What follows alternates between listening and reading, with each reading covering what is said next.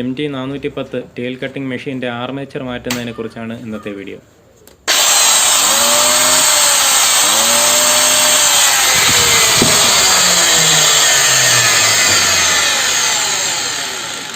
ഇതിൽ നല്ല സ്പാർക്കുണ്ട്.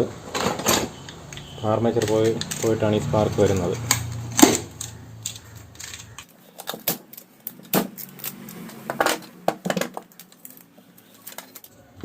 കാർബൺ ആദ്യം അഴിച്ച് മാറ്റാം.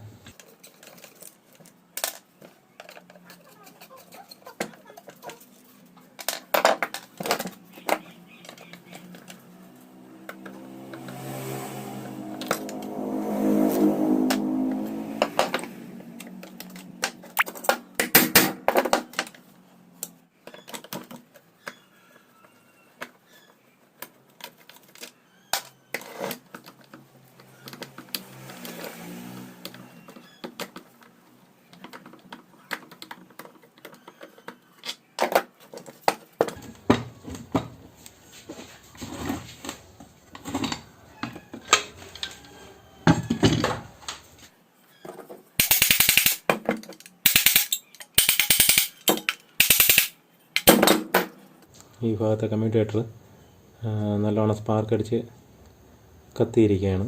അപ്പോൾ ഇത് കൺഫേമായിട്ടും ആർമേച്ചർ പോയതാണ്. ആർമേച്ചർ മാറ്റിയിടാം.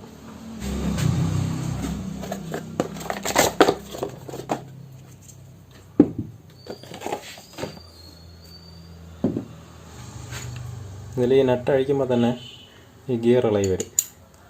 നട്ട് ലൂസ് ചെയ്താൽ മാത്രം മതി.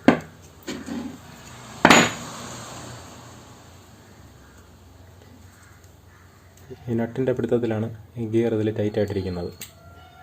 കിടക്കുന്നത് കമ്പനി ബെയറിങ്ങാണ്, വേറെ കംപ്ലൈൻ്റ് ഇല്ല. അപ്പോൾ അത് തന്നെ ആ ബെയറിങ്ങിനെ തന്നെ പുതിയ ആർമേച്ചറിലിടാം.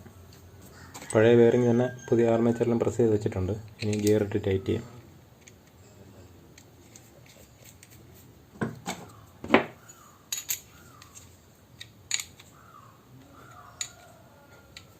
ഇനി ഒന്ന് സെറ്റ് ചെയ്ത് ഓടിച്ച് നോക്കാം.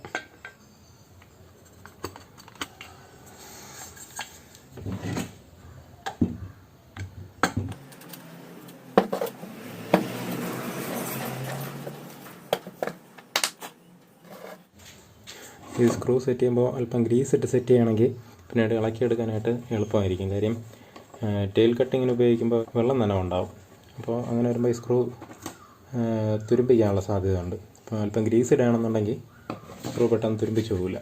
അടുത്ത് അഴിച്ചെടുക്കുന്ന സമയത്ത് അധികം ബുദ്ധിമുട്ടില്ലാതെ തന്നെ അഴിച്ചെടുക്കാൻ പറ്റും.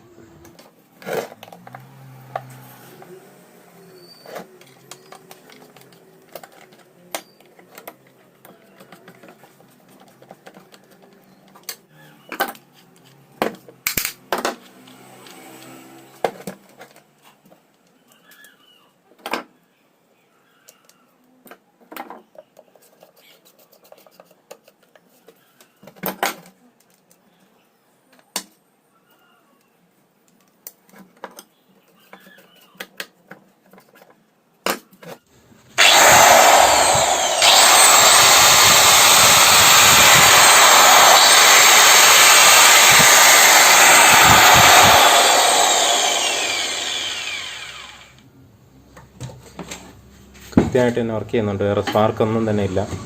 നല്ല രീതിയിൽ വർക്ക് ചെയ്യുന്നുണ്ട്.